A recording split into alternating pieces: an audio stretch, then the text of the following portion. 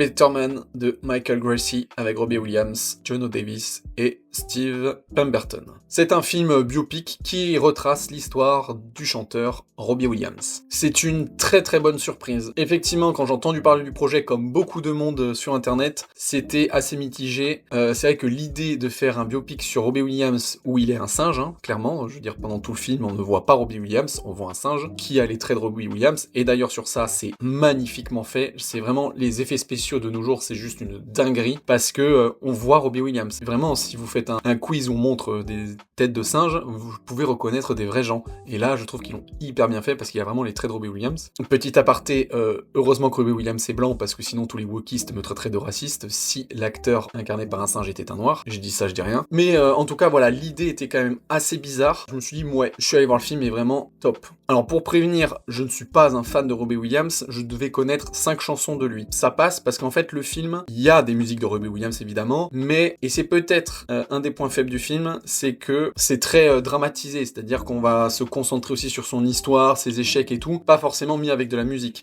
Et d'ailleurs pour cause, dans le film, il y a peut-être que 2 musiques que je n'ai pas reconnues. C'est-à-dire que sur le peu de musique que je connaissais, il y en a, la plupart je les ai entendues. Et d'ailleurs il y en a 2 très connues qui sont pas passées, je trouve ça bizarre, à savoir Trippin', je crois, et Suprême. Donc c'est pour dire que voilà, c'est pas un film musical, il n'y a pas non plus à balle de partie musicale, il y a aussi des longs moments de film, quoi, on va dire, dramatique, et c'est peut-être ça, pour moi, le point faible, d'où le fait aussi que je trouve qu'il traîne un peu en longueur, parce qu'il dure 2h16, et la fin se traîne beaucoup, ça aurait pu quand même, on aurait pu gagner, je pense, 20 bonnes minutes, voire même une demi-heure. Mais mis à part ça, le film est vraiment incroyable de mise en scène. Franchement, je vous conseille de voir le film, parce qu'il est très très beau, il est touchant aussi, l'histoire est bien, et vraiment la mise en scène, c'est un plaisir de voir le film, il y a beaucoup d'idées, que ça soit dans les scènes chorégraphiques de danse, c'est vraiment original, mais aussi il y a plein de moments comme ça, où vraiment le metteur en scène a eu des idées originales pour filmer, pour bouger sa caméra, pour faire des effets, enfin voilà, vraiment je vous conseille de voir le film pour ça, parce que ça fait plaisir en fait, c'est pas juste voilà, on vous filme des acteurs chant contre chant et ça déroule l'histoire, non vraiment c'est hyper dynamique sur ça, et du coup bah bravo. Et donc pour passer à une deuxième partie de critique, en fait j'aimerais réagir sur d'autres critiques que j'ai entendues, et notamment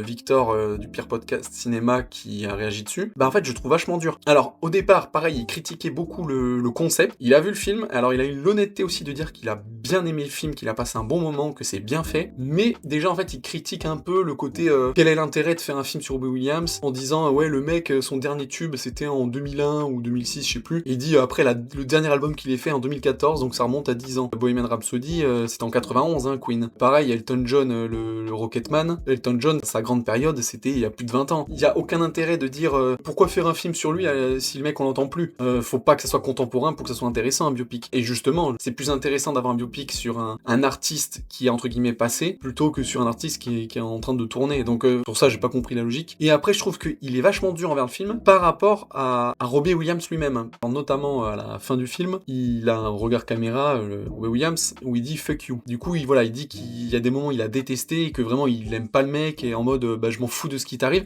Enfin, il a un discours qui est dur avec l'artiste tout en appréciant le film. Et du coup, je me suis dit ah ouais, peut-être qu'en fait c'est un vrai con Robbie Williams. Et franchement, quand on voit le film, alors je sais pas, il doit avoir quelque chose contre lui, parce que, ou alors peut-être qu'en vrai le personnage est plus dégueulasse que ça, et que dans le film il a voulu édulcorer les choses, parce que je trouve pas que ça soit... Alors bien sûr, il a fait des mauvaises choses, mais je veux dire, quand tu regardes la vie de n'importe quel humain, je pense qu'il y a autant de pardon que lui, donc je pensais qu'il allait être vraiment plus affreux et détestable que ça, Robbie Williams. Et en fait, quand il dit je t'emmerde à la fin, enfin je vous emmerde, c'est pas un je vous emmerde, je suis une rockstar, je me la pète, je vous emmerde parce que vous êtes des merdes, franchement c'est plus un je vous emmerde de rocker en gros. Ouais, je pense que il devait avoir quelque chose a priori sur ce mec, sur Robbie Williams. Mais en tout cas, voilà. Effectivement, l'idée peut surprendre de se dire, bah, Robbie Williams n'apparaîtra pas dans le film, mais c'est un singe. Mais alors, c'est dit tout de suite, dès le début du film, c'est un parti pris artistique, dans le sens où, voilà, Robbie Williams se voyait comme un singe. Le film se montre comme il se voyait lui-même. Je veux dire, même ça, cet aspect-là, dans un singe, eh ben, ça passe hyper bien. Au début, on peut dire c'est chelou un singe, mais en fait, on l'oublie hyper vite. Je veux dire, pendant tout le film, on voit un singe à l'écran avec des gens, et on n'est même pas choqué. Et donc, du coup, je trouve que c'est vraiment très réussi, quoi. Et en fait, comme il ressemble tellement à Robbie Williams, bah en fait, ouais, voilà, on en oublie qu'il est un singe, quoi. Donc, ouais, franchement, je vous conseille le film, parce que, alors, si vous êtes intéressé par Robbie Williams, bah oui, forcément, je trouve que c'est toujours bien de connaître un peu plus la vie d'un artiste. Et du coup, même si vous ne connaissez pas forcément l'artiste, bah le film est tout aussi intéressant, parce que vraiment, ça va être un très beau film de mise en scène.